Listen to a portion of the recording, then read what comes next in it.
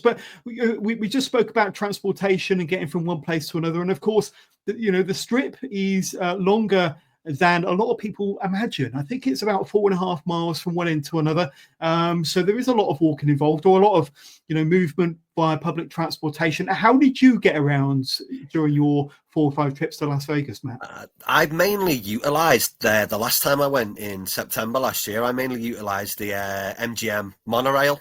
That's probably, I'd say, your safest way to get around, especially with going to the convention centre for WWE World, because it literally stops at the Westgate Hotel. And I think it's just literally maybe a 2-minute walk from the Westgate over the road, and you're right by the convention centre. The only thing I wouldn't advise to do is walk from where Mike went from the Strat, between the Strat and Fremont Street.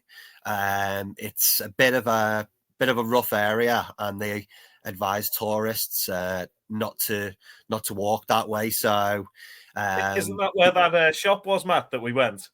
Yeah, it was. Yeah, it was that. Yeah, that's where we went. Yeah. What's it called? The one off Porn Stars.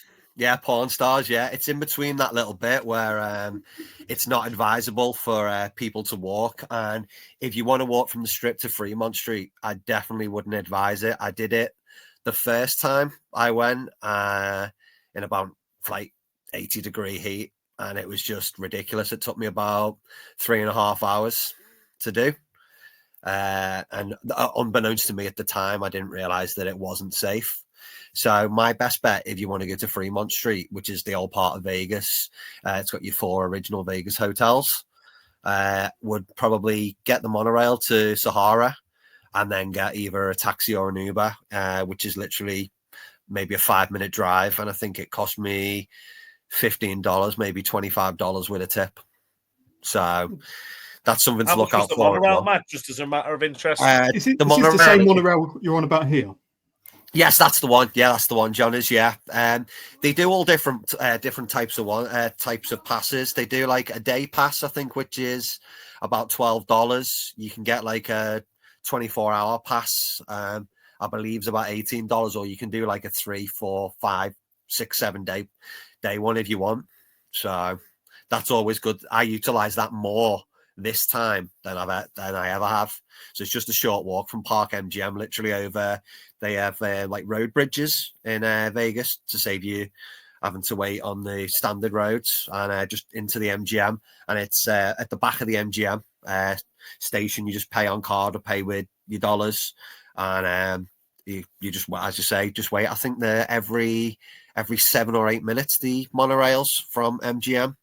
So it's quite a handy service to have, to be fair, and definitely to utilize. Yeah. Let me ask you, the temperatures out there are going to be pretty hot, certainly a lot hotter than we're expecting for April over here in the UK. And I've done a bit of research. It's going to be, while we're out there, anywhere between 25 and 27 degrees, possibly higher than that while we're out there. So take plenty of sunscreen and stay hydrated. As you mentioned, it's very warm when you were out there previously, but I think definitely covering up, wearing a cap, plenty of sunscreen, and having a bottle of water with you is a must, isn't it? Yeah, definitely. And in April, I'd say of a nighttime, it goes a lot colder than, say, I visited in September last year.